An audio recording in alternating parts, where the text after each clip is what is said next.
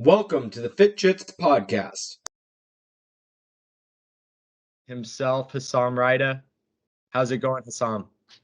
Hey, it's going pretty well. Back from the Worlds, still training day in, day out, no big injuries. So yeah, can't really complain. Awesome. I want to clear something up. Just starting off.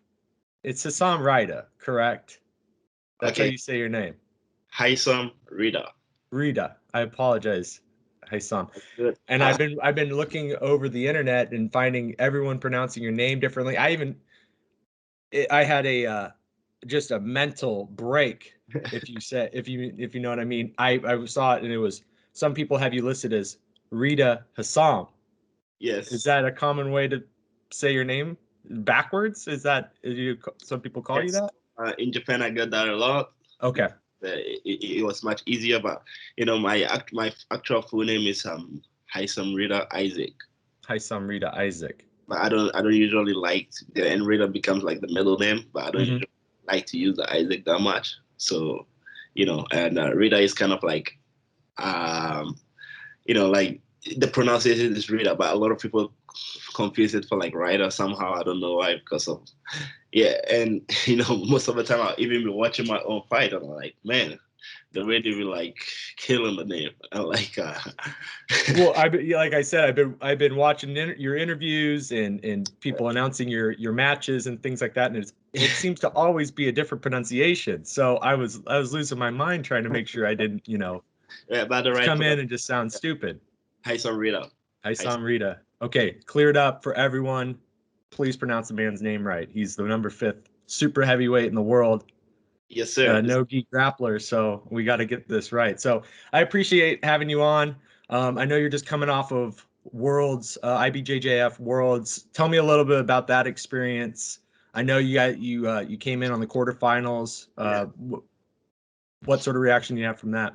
Yeah, this is my first time doing the No-Gi Worlds, So I came in, like my first fight started really fast, I came out feeling good on my leg, we exchanged some hand fight a little bit. I somehow saw the opening, like did a knee tap takedown. And from there, attempted the passing, like I get on top and I just caught my opponent quickly when he tried to like double under me, so I just pulled my leg.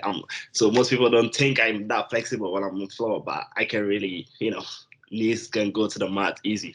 So I just pull it out, get a nice setup triangle, which I finished, and then so I came in starting really good. I was feeling good, So I went back, like my left ankle kind of bothering me, so I was looking for a tape. So like, yeah, I want to tape this. I'm getting ready for the next one. And my boy, David Garmo, you've seen him definitely.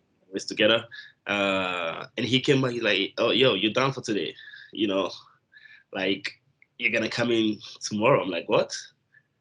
And he said, yeah. So the quarterfinals is going to be the next day. And then that was like, for me, it was a surprise for me because of that, and that day I felt really good. I was like, okay, I wanted to keep going, but no excuses, and me not knowing, not reading or whatever is it.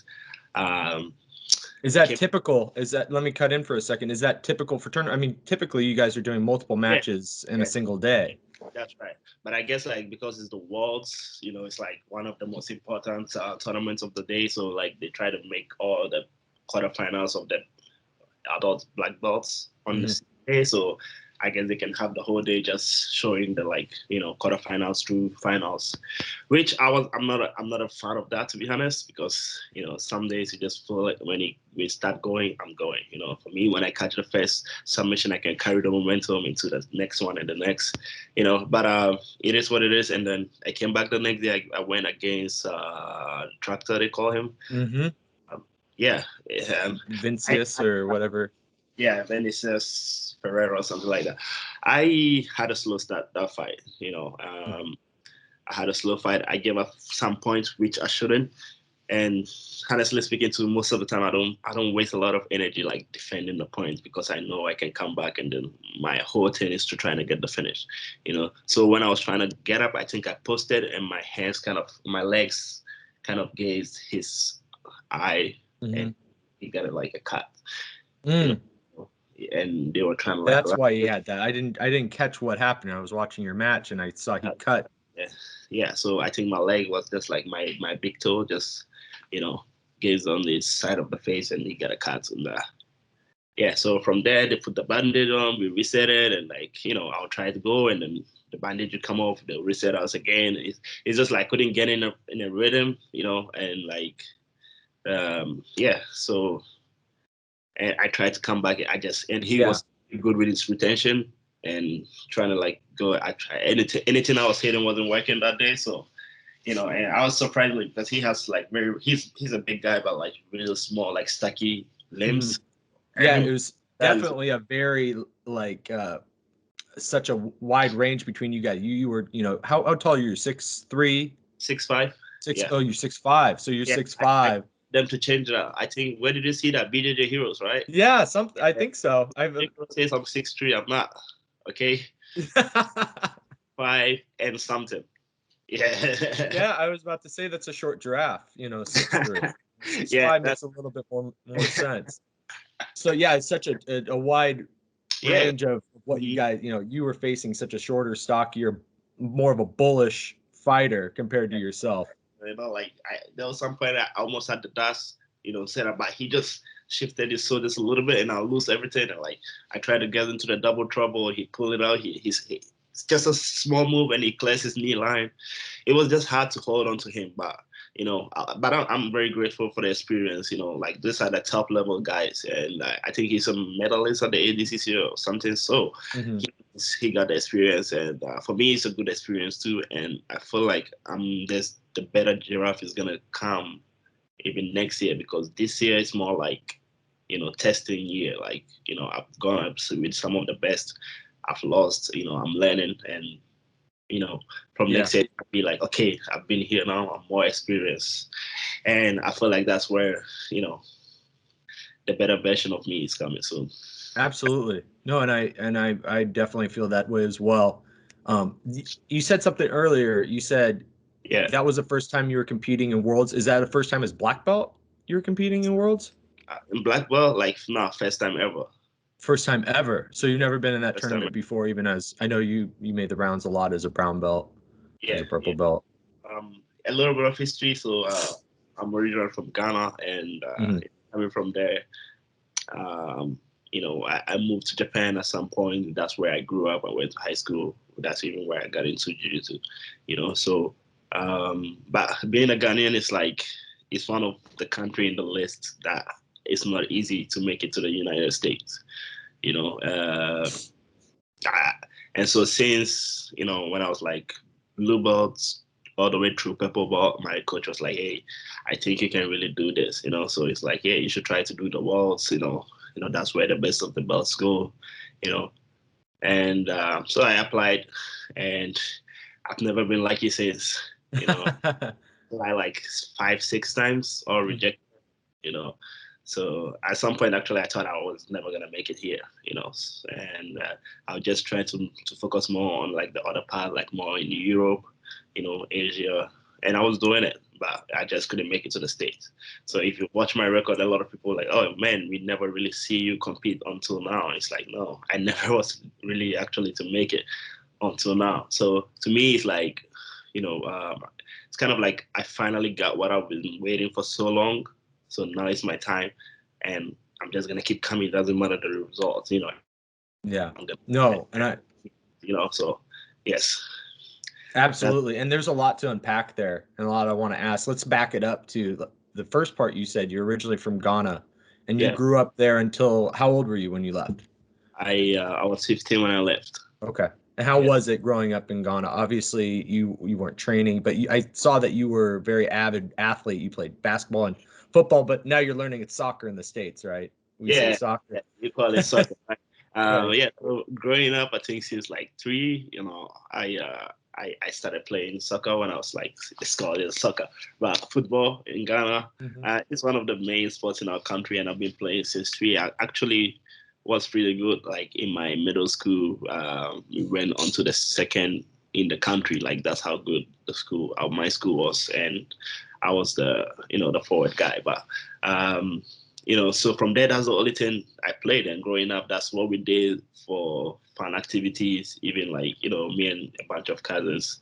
And that's the only sport we knew. Like for me, I wasn't really I didn't even know what jiu-jitsu was, and maybe I didn't play basketball until actually when I moved to Japan. Yeah. So so you didn't play basketball in Ghana, but you played basketball when you moved? Yeah, basketball is not like it's becoming now, but at that time it really wasn't. Like it's the type of why are you gonna play basketball? Why not soccer? Right. Yeah, something like that. Because you're 6'5". That's why you're so tall. Yeah. So I read that it was because of your father moving or for a job offer in Japan. Yeah, was the reason you moved. What did your father do? Is he an engineer of some kind? Yeah, no, it's like a construction business guy. Yeah. Oh, interesting. So yeah, he used to work for this Japanese company, all over the place, in Ghana, in like places like Egypt and stuff like that. He'd been other places, work for the guy, and at some point their relationship got really, really good, because I remember meeting him at some point in Ghana too. So this is crazy. Lately I've been thinking about it, and I'm like, man, was this a destiny? It's a destiny for me to be here, because like if you listen to that story, like I remember seeing him, I was like 8 years old at the time, and I remember like they were having a serious conversation. We went to this restaurant, but that's another Japanese person, that's like, I didn't think one day that man was gonna be my coach, so that's crazy. Yeah. And so the relationship got stronger. He was like, okay, I'm gonna need you to work for me in Japan. And that's how the move started. And he was like, he was gonna have to take his family back to be honest. He moved first, stayed a little while before we joined him. And my mom joined him first, and me and my brother later on joined. That's when I graduated like middle school in Ghana. So it would be a good time to go and maybe get into high school or something. That's where we went back. And then I'm sorry, can you remember me? No, that's okay. No, I appreciate you saying all that. So the first time you meet your father's boss, who later became your jiu-jitsu coach, that's was right. you're 8 years old. And so from 8 to 15, that was like kind of the in-between time of where you were still in Ghana and your father had eventually moved, and then you followed him over there once you were about high school age. About high school age, that's right. Yeah, I think this is actually the first time telling the story. That's cool. I'm very interested in it, because that's such a big change to go from Ghana, this West African country, to were you in Tokyo, like centralized Tokyo, or like a suburb outside of it? It was more like a little more like not outside Tokyo, and more like a quiet area. I don't know if you call it suburbs, but yeah, very quiet. Not as like not many things going on. Like compared to Tokyo, it's like it's a huge city. It's like 30 plus million people. That it wasn't like that. No. Very quiet. You rarely see any non-Japanese person around there. And yeah, everybody. I'm sure. Like nobody could speak English around there. So I remember getting there like yo. How did you eventually learn Japanese, or did it take you some time to try to get the language down? Was that a big thing for you? Yeah, so when we first got there, my dad tried to get us into like what's it called? Okay, international school, so we could still learn Japanese, but we can speak English and that stuff. But when I remember my dad saying sorry. No, it's okay. Saying like the bill of how much it was gonna cost for us to go. And he was like, nope, this is not happening. Meanwhile, the public school is like free. In Japan, right. The public school is free. But the problem was my Japanese skills. So we went first. I tried to get into that, but my Japanese skills was so low that it wasn't gonna make sense for me to go. So I had to wait a year. So I went to a special place to just learn Japanese, trying to get level and then retake the exam. So because I needed to take a written test of Japanese before getting into that. And you know, I tried. They made me try it, but like I failed horribly. Like, you know, so after a year, learning Japanese and you know not doing much, and like after a year like that, I got to a certain point. I retook the exam, and then you know miraculously I passed. And yeah, so that's when like things started to change a little bit more. But before that, it was just like tough, trying to get into school, trying to learn Japanese and like, learning the language and not having friends to like use it or talk to, because my family couldn't speak English that much too. I mean Japanese that much too. So it was just like tough thing to do. But also like looking back at it, it wasn't that crazy because I didn't have that many responsibilities at the time. All I needed to do is, even though like I'll say I needed friends and all that stuff, it made it easier because I didn't have much things going on. And yeah, that's all I did to learn Japanese. And I think the situation really, really forced me to kind of want to get better. Does it make sense? Because, it was like the thing, they say everything you want in life is on the opposite of hard. For me, at that time, it's like everything I wanted in Japan is on the opposite of me being able to speak Japanese, if that makes sense. So I like, man. So it was like this wall that was between you and what you wanted to get. Yeah. So, and I knew I needed to get over that, and I was like, okay, if you want friends, if you want to be going out, if you want to like, socialize with people, in this place, you cannot do it without Japanese. So you got to learn Japanese if you want to go to school, if you want to do all those stuff you want to, So, I was a big motivation. I didn't like staying at home, but I have to like work through it and like somehow just absolutely back to Ghana wasn't an option at that point, even though at some point I gave up and then wanted to go. But right, yeah, absolutely. Well, I mean, I'm sure it became hard for you, missing home. You're 15. That's a hard age for a young man to move away from what he's known this whole life. Yeah. And then to go to a place that's very unlike himself, right? I mean, Japan, it's very different than. I mean, now you're living in just outside of Detroit, right? It's you see it's much a wider range of ethnicities and people. It's not so odd to see someone such as yourself walking around. That's true, very true. And like that is like, I remember we would go to Tokyo like, whoa, this is a very different part of the country. You know. I'm sure you're walking through town and people are taking pictures of you or stuff, It's very odd. I want to move on that. So your father's boss became your jiu-jitsu coach. How did he convince you to do so? Was it something that you wanted to do or something that you had heard of at this point, or? So it was like actually around the time, 16 years old, like around the time I was preparing to get into high school, like after, and he was opening a gym at that time. He was opening a gym, and the crazy thing is that we were living on the third floor of the apartment, of where he was gonna start the Open the gym. Yeah, so I was literally living on the third floor of the gym. Wow, so you're just right above. So all you had to do was walk downstairs if you wanted to get a roll in. I saw the construction started. I went, man, like, but I still wasn't interested in fighting. Like, I was waiting to get into maybe play soccer, or, like do something else. Honestly, I wasn't even interested in basketball either.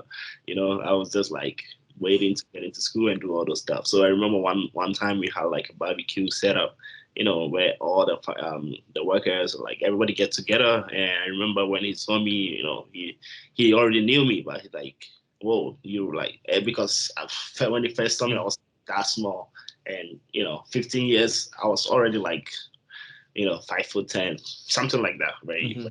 All the time. So, and for Japanese people, I was a giant. So, you gotta train jiu-jitsu, and he was talking to my dad, and my dad would translate to me what he was trying to say, and I was like, man, okay, and I was like, okay, I'm waiting to get into high school anyway in a couple of months, why not just start now? And yeah, that's how it started. And so you just start rolling. Yeah. And at what point, I mean, you're training, I'm sure quite a bit, because you said you had some free time, you were waiting to get into high school. I mean, I'm always interested to hear these high level people such as yourself. Like, is there an aha moment? Like, oh man, there's something to this. I'm really good and I enjoy this. Like, was there a moment? Did that happen, or? Was it just sort of a progression of, Yeah. I'm just going to keep getting better and better and better, and then people are encouraging me to keep taking it? Or did you look internally and say, I really want to do this? Yeah, actually, like when I made that decision was pretty late in after I started, to be honest, because I remember going to Brazil in 2015. Like I said, it was the same story about me not being able to go to the States because of visa issues, and so I just wanted to test myself because up to some point, if I could make it to the Worlds, I'd be like, okay, no, maybe as a blue belt, maybe I do well, or like it doesn't go well, and then like you can start thinking like, oh, this is for me, this is for me. But at the same time, I was feeling like, okay, I've never really gone against any good person in the world outside of Japan, and I know that I can do this, and so when I went to Brazil, I stayed in Brazil for like 4 months, because Brazil, they have pretty high level guys out there, but also at the same time, it's not very hard to get there. So Right. I stayed in São Paulo, Rio Claro. I trained for like 3-4 months, and I competed too as well. Actually, the current number one, I don't know, he's not number one anymore, but Kainan Duarte. Yep. When I first fought him as purple belt in Brazil, even though I lost that fight. So I went there. I did the São Paulo Open. I won against some good, really, really good guys. I ended up fighting Kainan Duarte in the open weight finals. And I think to me, it's not even recorded that much because I was purple belt. Nobody really cared at the time. But to me, I felt like that was my best performance that I ever did, against some of the really good guys in the area at the time. Right. And so after that trip is when I really started to like, that something's just switched in my head. I'm like, oh, yeah. Like there's something to this. Like I got something here that I know that I'm good at. Yeah, I think I can hang with the best, So I started getting that confidence that I could do it around that age.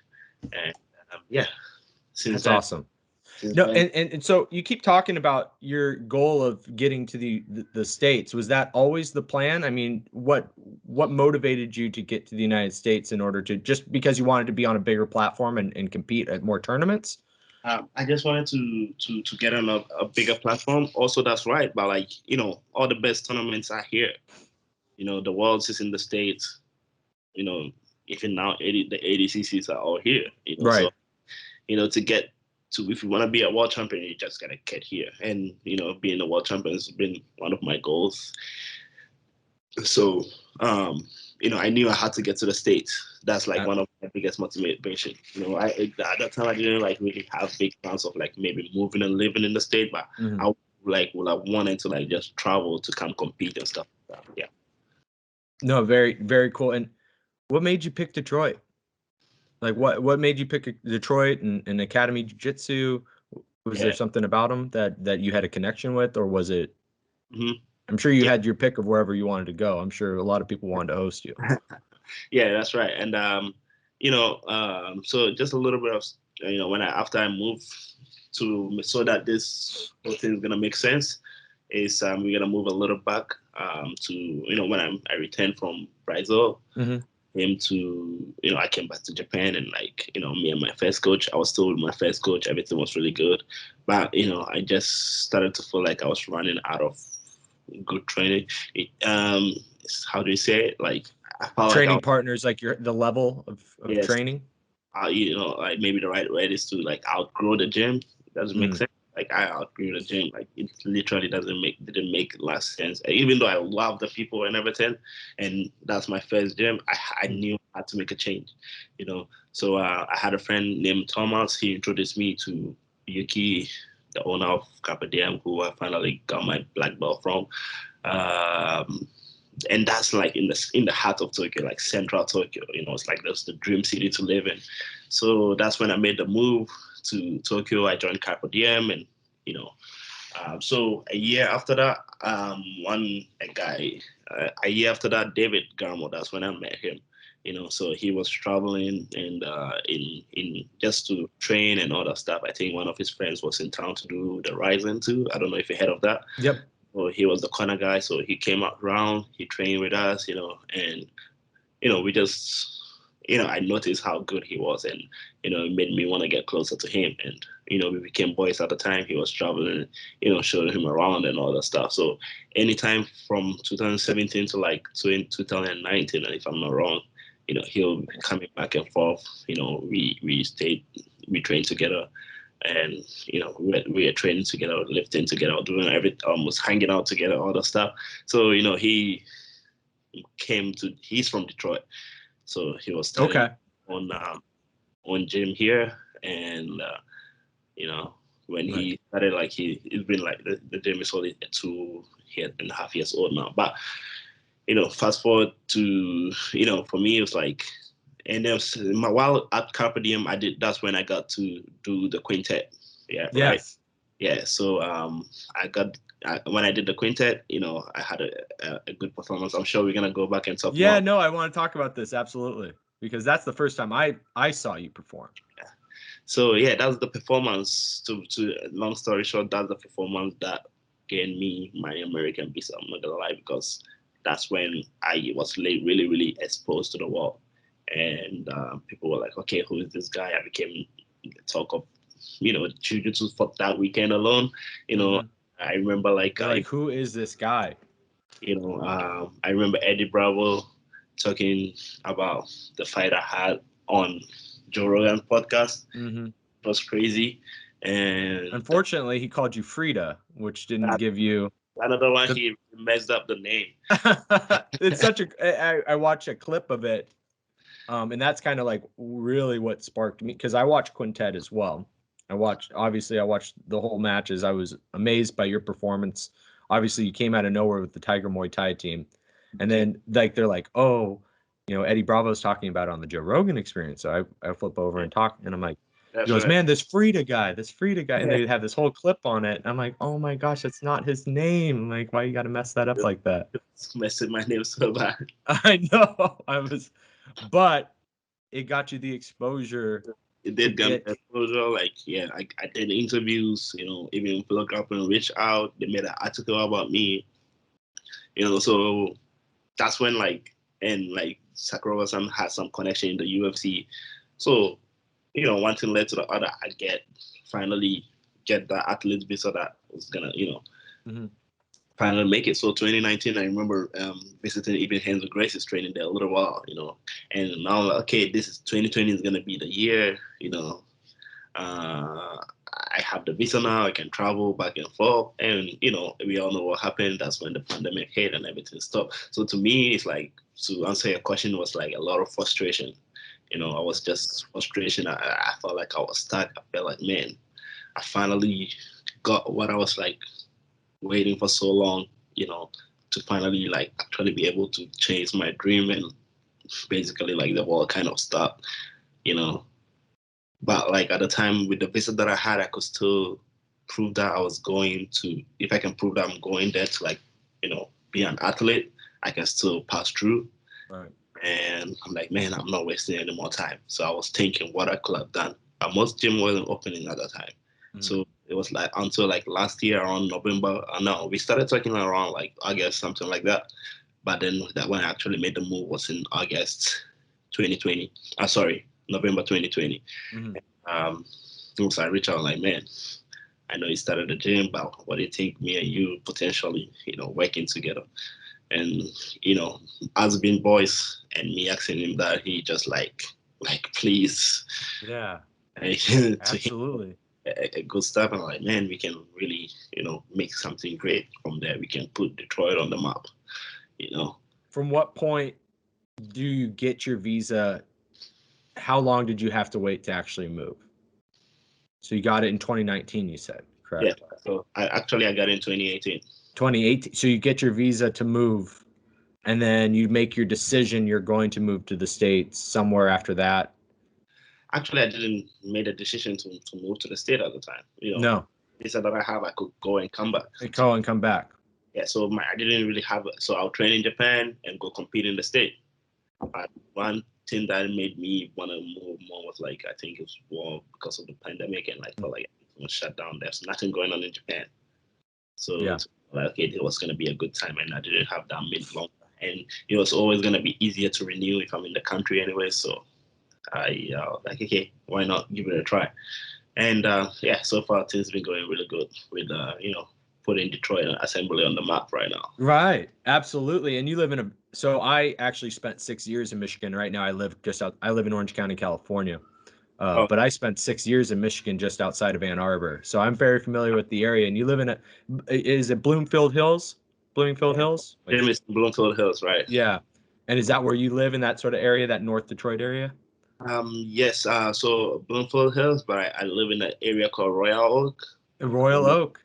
Yeah. So for people unfamiliar with the Detroit area, sometimes Detroit in the United States gets a bad rap, right? People say, "Oh, you're from Detroit." You know, it's a little bit of a, you're like, "Oh man, like you're from Detroit." Okay, like I see. But that northern part, that Royal Oak, that Bloomfield Hills area, that's a really, really nice area. So you're kind of living it up out there. Yeah, I'm like, Michigan is low key, bro. Like, when I said I was gonna make the move to Detroit, I remember people that are highly respected, like, trashing in Detroit, like, man. So even to a point, like, man, did I make the wrong decision type of way, But then I got here, I'm like, I mean, there's rough places, and so it's like the state. I can't call a state that you can say you're safe everywhere you go, like. But like, it's pretty nice too. How was I mean, you move in November of 2020. Yeah. I mean, it's cold. November was nice. Yeah, I remember, like, I wrestle in the mornings. Sometimes I have to get there by 6 a.m. Like, in the winter, I remember waking up one morning like, man, yes, like I opened. Did someone have to teach you how to scrape ice off a windshield? Yes. Yes. Have you ever had to do that before? At least, yes. And it's, oh my God. I can't. We're gonna do it that again soon. I'm really not looking forward to that. Yeah, you get that automatic car starter. That's how you got to go. Yeah. Right. I had to learn that quick. Yeah, I had to learn the hard way for like, at a certain point, I'll be like driving and like cold until the car warms, and they're like, "Hey, you have this automatic too." And I'm like, "Bro, why didn't you tell me the whole time?" Like, how long were you driving around like that? It's for like a week or something. But then I figured out how to use that, and that's really good. It's really helpful. Well, that's awesome. Well, I'm glad you're kind of finding your way out there. Obviously, things are going good. On guys who were, born and raised here, so they showing me all the where to do, where not to go, and all the stuff. So absolutely. I want to kind of transition into more of your training. I was, obviously following you, doing some research on you, and you posted a little while ago about you doing, I think it's called a Michigan Elite Conditioning, and you're training with them. Are you starting? Is that always been? Have you always implemented like a weight program and a conditioning program into your training, or is that something new? I wouldn't say necessarily new. I started after I joined Carpe Diem in Tokyo. Mm-hmm. Up until that point, I didn't. I wouldn't say I didn't like it. I just never did it. Right. Because I didn't know, how to or who to, and I couldn't afford it anyway. So, but like when I moved to Tokyo, they had a program. One of our coaches, who is like the training, the strength and conditioning coach over there, Carlo. He, I started to work with him when I got there. So since then, that's when I added my strength and conditioning to my Jiu Jitsu training. Have you seen huge leaps in your training? Where has it best affected your training, I would say? I feel like I've dealt with like less injuries since like working out more, because I feel like I have like stronger joints, and depending on the program that I'm doing, man, like, to be honest, some program where like just, the normal stuff, but places like Michigan Elite, where you do specific training for your body type, specific training for the sports you do, and specific training for like, to not just focus on just strength, but like, endurance and like, explosive movements. And man, I've always felt like another reason I didn't want to gain weight was like, I felt like I'm gonna lose speed, or like I'm gonna slow down when I gain some weight. But like, man, I did it the right way this time, especially heading into the Who's Number One, working with these guys. And like, man, I gained some weight, yes, but I felt like I got faster and stronger, and somehow my cardio is like really good too, because I get to train more and less joint pain or like injuries. Mhm. So yes, I feel like it's really, really helped me in those ways. It helps me. I'm more explosive and stronger. Yeah. And that's a scary thing for someone that already looks like yourself, to say that you're becoming more explosive.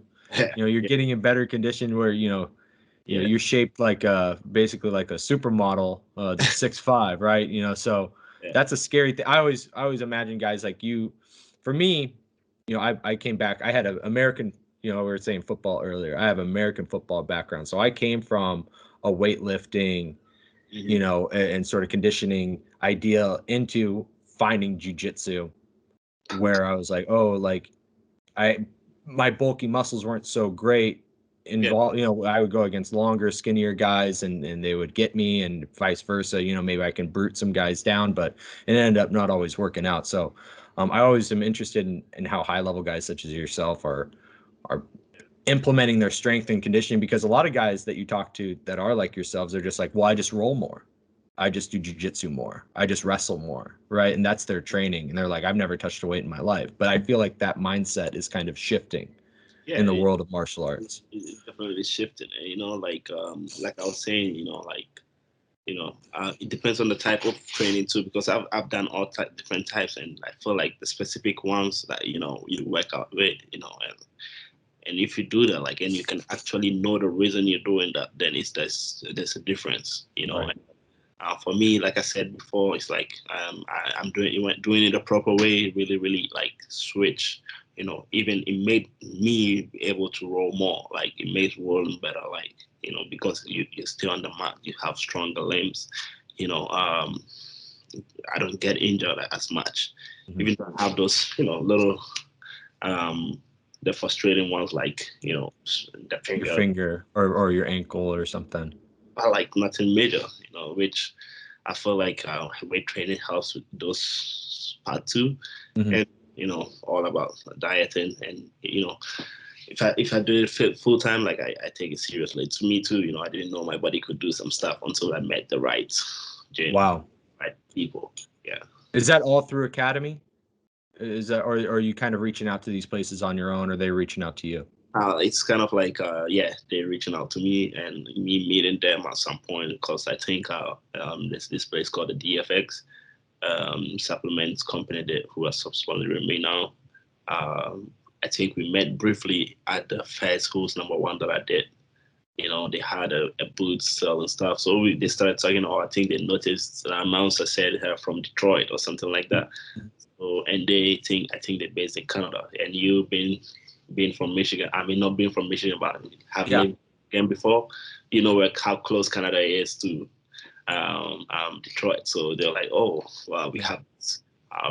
So we started talking. We exchanged contacts. They're like, oh, we have this gym in Royal Oak, that's where I live anyway. So it's like everything coming together, and we met up. He introduced me to them, and I started working. They kind of see what kind of sports that I do. Like wrestling here. Right. More on the lower back, and they tested my whole body, my weakness, my strength, and we started working. And I'm like, man, this is like some next level stuff. I bet. Yeah, and to your point, yeah, I've been to Windsor, Ontario a few times, just over the border. So yeah, I know how close Canada can be. That's really awesome. That's really cool. I kind of want to transition, moving it along to your recent performance at Who's Number One. Yeah. And first off, obviously your wins, the most famous one being against Orlando, right? Your submission against him to place for third. Let's talk a little bit about how your performance. I mean, you went kind of into a buzzsaw with Tim Spriggs right off the bat, who eventually was the champion, which is very surprising. I want to kind of get your thoughts on that. A, your match, and B, with Tim Spriggs winning the whole thing. Yeah. Okay. So, we saw the first fight. I started with Tim. Like staying. We were wrestling more in the beginning, and at some point, with the rules of the Who's Number One, they just like you gotta make something happen, you know. So I couldn't stay on my. If I wanted jiu-jitsu to go on, I wasn't gonna stay on my leg. You know, I could try exchange hand fight the whole time. So, you know, I initiated the attack by, you know, pulling guard, and you know, I got comfortable. And to be honest, like I was surprised because, you know, I've obviously I know who Tim is. I've seen him fight. I know he's a world champion, and I've seen his style. You know, he wrestles, get down, pressure style. You know, so yeah, I pulled that. I knew he's not gonna pass my guard. I'm gonna be okay, and I'm gonna implement and get into his legs. You know, try to, you know, make something happen. Because I knew getting him on his back was not gonna be easy too. So I was just like into the legs and stuff like that. But you know, what in the middle of that, I honestly didn't expect him. I think we all didn't expect him to attack to be the guy that is going out for the legs. Right. Kind of didn't expect that, which also on my side, you know, leaving my leg open like I did in the 50-50 was a huge mistake on my side, and I got caught quick. He saw the opportunity, he capitalized, and you know, he caught me on the inside heel hook. Right. All right. So, but the good thing was that you had the opportunity to redeem yourself. You get to fight for the third place. You know, so right away I was in the background. I was still, okay, you're gonna go against Orlando tomorrow. So like, okay, wow. Actually, in my head, I kind of wanted that fight because I wanted to see how I was gonna do against someone like his size. You know, yeah, former ADCC champion. Former ADCC champion. You know, just the opportunity to be on the same mat is like, you know, to me, it's like a surreal experience. You know. Yeah, so we started, you know, I fought him out a little bit. Me and David talk about it. Going into the fight, he told me exactly, try to wrestle him, second around, fill him out a little bit. And if you feel comfortable to go, you know, to pull guard, then let's do it. Or you just stay top and then somehow circle around him, or at some point get a takedown, which in my head I'm like, okay, it's not going to be that easy, but we'll try the game plan. Right. I fought him out, and like, once again, I felt super comfortable. I was like, okay, he's strong, but nothing that is not something I can't handle. You know, whilst we were going on, we were rushing like that. I had some heavy snap downs, but you know, I wasn't phased. It was all good, you know. And so at some point, you know, like once again, I was like, okay, I gotta just get him down, you know. But right. I was like, okay, I'm gonna be good. That's why I started sitting down. You know, somebody started coming. I knew it was gonna come. Him stacking me on down here, and once again, my flexibility kind of like surprised a lot of people sometimes, because you know that's what you get training with smaller people than you your whole life. You know, in Japan, like, you know, yeah, I was like, okay, I'm good. Let's go. You know, so when I saw the opportunity, I just got into his leg, which. Yeah. Not many people can get him there, but I felt the confidence. I felt like I could do it. You know, I wanted to see, you know, just do something that hasn't been done yet. You know, so yeah, we got here. He pulls his knee out. You know, trying to like go into the turtle. And you know, I've seen his fight against Nick Rod too. So I just studied that fight and just wanted to do better than that. Right. And finish it. Yeah, I saw the opportunity. So, you know, I was like, okay, I do, you know, set up my seatbelt with one hook in at the same time, and they stop it and they're gonna reset. You know, I kind of looked at my guy. I'm like, okay, man, this is over, because in my head, it doesn't matter who you are. If I get to your back, the fight is gonna end. It's done. Yes. So yeah, I knew that somehow, you know, and had you known that he hadn't been submitted, or he hasn't been submitted, what was the? Yes. He hasn't lost by submission, I think, in 8 years or something like that. I know he took some time off, but I think that was the record. I didn't know. I didn't know that was the first time. I found out in the backstage or something like that. I think the reporter wanted, like, hey, not many people can say they submitted Orlando. You're actually the first person. I'm like, what? I didn't know that. I would have celebrated more or something. Just joking, but yeah. I didn't know, but it was nice to be the first person to do it. And but the same thing, like, he's an OG of the sport. All respect to him. You know, it's an honor to share the mat with him. So, absolutely, you know, always respect. For real. Absolutely.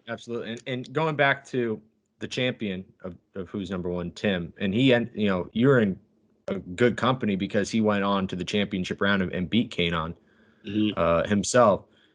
And there were some people in the jiu-jitsu community, I'm not going to name names, but saw that as I'll say a slight, because Tim has been known to say that, he's a professional jiu-jitsu practitioner, but he's more of a hobbyist, as some people say.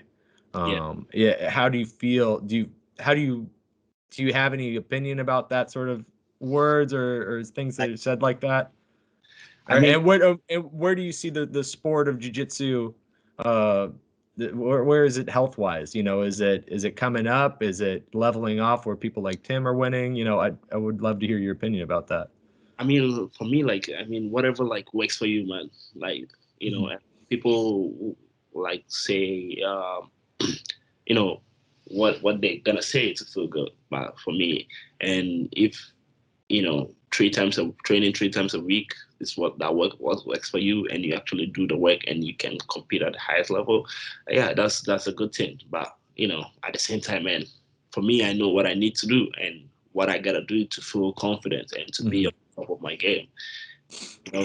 Absolutely. Everybody, I'm not saying hey, everybody, you gotta train 6 times a week, you gotta do this and do that. Nah, because I don't know what's gonna work for you. If you feel like you're gonna be at your best even just once a week and you can still do it at the and the highest level, yeah, I guess.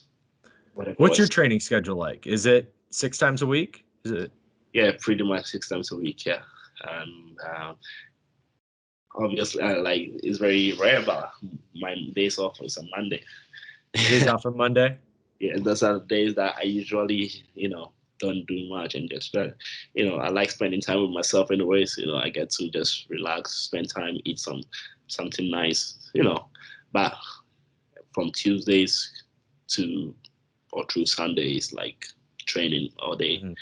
Not all 2 to 3 times a day, adding with my physical training and wrestling and jiu-jitsu. That's all I do. Yeah. Wow. So that's your life is dedicated to the art. Yes, sir. That's right. Very cool. Well, hey, Haisam, I really, really appreciate your time. I'm going to finish up with 1 or 2 more questions. What's next for you? What are the next tournaments? What are you looking at? Now that you're in the States full time, yes, sir. kind of the world is your oyster, and it looks like hopefully COVID's coming to an end. So what does that look like for you? Right. When is this going to be published again? Monday, hopefully. Okay. Maybe.